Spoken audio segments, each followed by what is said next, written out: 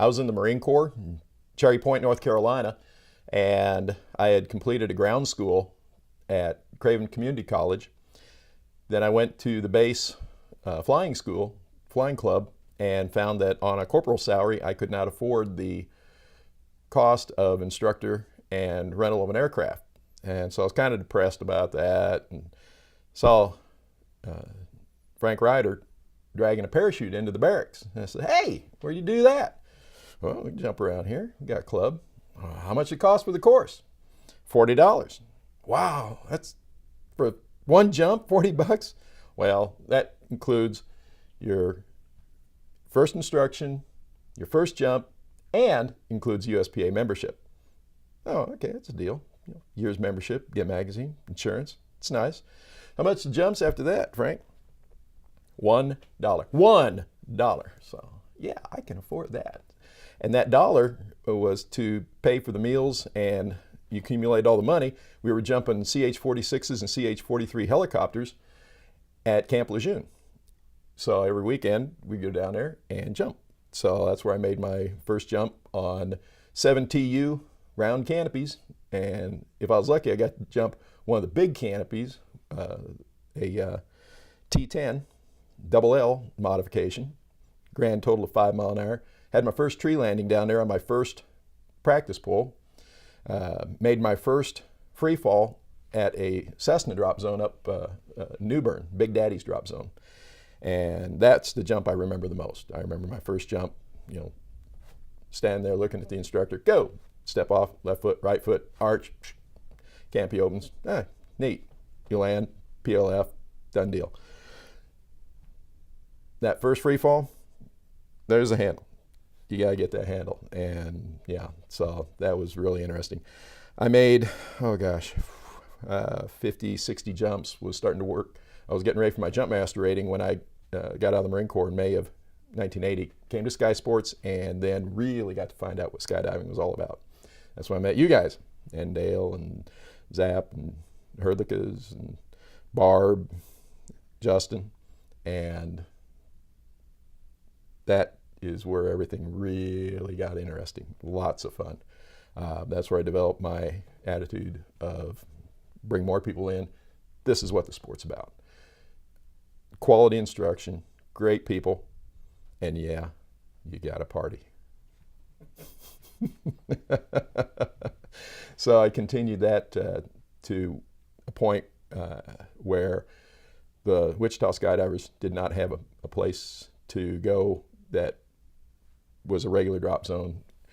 At the time I was driving package car in Dodge City for UPS. So I joined with Lee Wheeler and Terry Robertson, who owned a Cessna 182, 2173 Golf.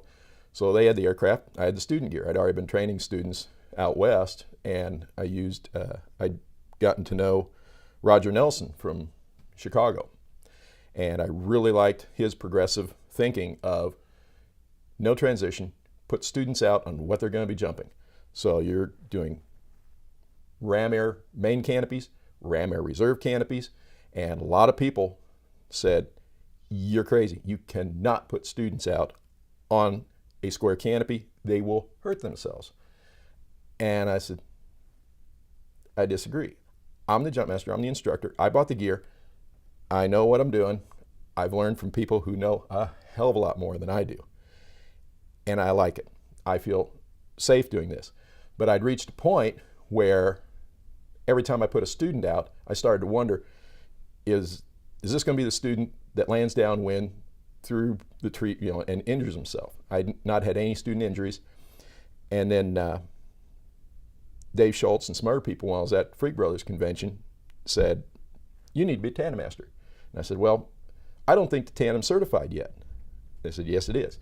You'd be an excellent tandem master. That was 1986. And a couple months later, I went to Oklahoma and got certified with Pete Morris, and I've been doing tandems, except for an 8-year layoff. But Dennis Anderson, myself, Don Herbal, John Morrison, Eric Stevenson, trained about anywhere from 5, 8, I don't know how many tandem masters I've trained over the years, tandem instructors. And it just made a huge difference. That first student that I took out that never jumped before, when I was in Shawnee, Oklahoma. Amazing, absolutely amazing that to be there, experiencing the jump with them, fully in control of the jump, the around the aircraft, exiting the aircraft, the free fall, the opening, and then have the ability to put a handle right up there, have them open their own parachute, talk to them under canopy. Hey, do this, do that.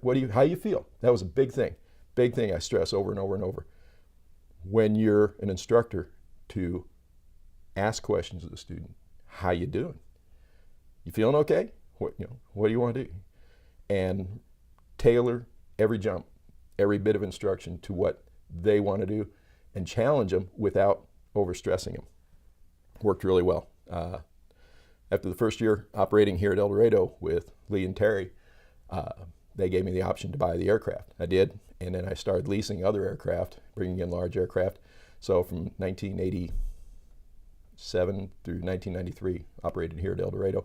I've got a Type S corporation, so I separated my business of skydiving from my personal life. I still have that active, and I'm looking forward to doing more as I'm 1 year from retiring.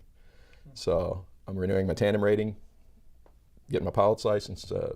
It's all, doing my biannual, keeping everything current, and really looking forward to it. That just seeing everybody here, this is amazing. I don't think anybody's aged a bit. There's still the same happy attitude and just high energy level. Lots of fun. What are your most fondest memories of Sky Sports itself? The one where I lost my teeth. My first six-way, barb, I think probably the U, Zap, DB, and I got to close, had my first six-way, and I'm just screaming, yahooing.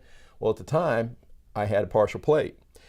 And while I'm screaming, then I saw it go out and disappear. And I went from yahooing to, and everybody heard me, and they thought I had a malfunction.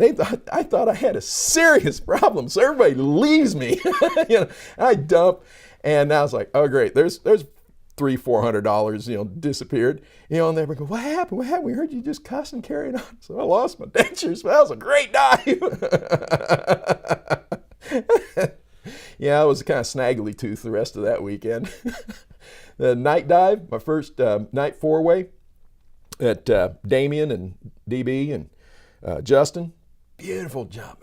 Great, And they all wave and they turn, and I turned 180 degrees and started tracking. I thought, but they didn't track that way. They all went, well, they looked down and saw lights. Seeing lights underneath you was not a good thing. We were east of the buildings with a west wind. They tracked back into the wind at 4 grand, and I was tracking the other way. So I landed, a couple of street blocks east, and luckily I picked the dark spot and landed in one of the open fields there, not on a building or power lines or street or anything. So that was a great night jump. Some of my most fun night jumps were at Sky Sports. Yeah. Then I found out with some other people, as we were doing night jumps out west, you get a string of Christmas tree lights and you put those out there. Ray Winger, when we jump at his family farm down at Hugoton, Ulysses, you just take a big old string of Christmas tree lights, put them in a V. You could see that for a long ways. You knew that's where it landed. So when we did night jumps here at El Dorado, we were not allowed to jump at night onto the airport because that was not safe. So we jumped at a kid that jumped out here at the entrance to the prison. They were just building it then. And we would jump into his pool and have a big old V of lights, and it was just awesome. Come across the jump run, you can see that V of lights twinkling at you.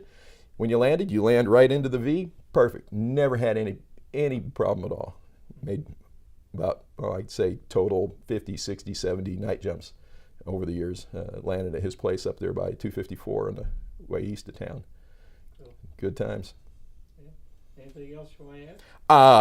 I just wanted to clip this mic off and just go through my collection that I'm not really this fat. I just wanted to do something. So if I can click this off, you all right?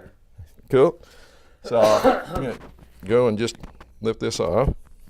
And I'll set it here because you can probably still hear me now. And then we'll go from my corporate shirt. Oh, watch the mic. Yeah, well, that's the whole thing. So we go from Skydive El Dorado to my first jump, which is Eastern Carolina Military Parachute Club. And then we go from there to Schmitty's shirt. We got Schmitty. And then, Hold on. yeah. Pull the shirt back down. Let's get, I didn't get All right, you got Schmitty. That's all. I'm all Schmitty here. All right, you got There's Schmitty. Right there you go. Cool. And then so we go from Schmitty, and then you go to Freak Brothers. Gots to have your Freak Brothers shirt. I'm Freak Brother 1872. Damn proud of it. Of course, you have to have the hat. My hat's just a little worn out because it's my original hat. So then we go from Freak Brothers, and now we go to Synergy, one of the original four-way teams. And when I've been at different boogies and people see this, they know the Synergy team. That I think this was a precursor to Mirror Image. Jim Captain, I think, knows some of the people that was on this team. And they were down there trying to get bucks, and I bought shirts from them. And now whenever I wear that, it's like I've got a piece of history. Everybody's been trying to buy this shirt. Sorry, you ain't got enough money. Then you go to Nationals. That was some of the first boogies I went with the Sky Sports people down to Nationals in Muskogee, Oklahoma. Hot, windy, lots of DC-3s. Good times. Good times. Then we get on to Couch Freaks. Fort Dodge, Iowa. I was the original tandem master. There was 10 of us when they moved to Fort Dodge, Iowa years ago. And we were paid $90 cash a jump. Dennis Anderson and I went up there. 2 tandem rigs. I don't even think we took we did take our personal rigs. Put them all in his Mooney. Flew up to Fort Dodge. Just had a great time. First year they were there, fantastic. We did so many tandems, met so many great people in the community, and been back there every year since, except for just a couple of years I missed not long ago. But really great time. It's just so cool that people in the Midwest know how to put on a good time, bring in big aircraft. And the cool thing about Couch Freaks, nitrous oxide. Can you say balloon?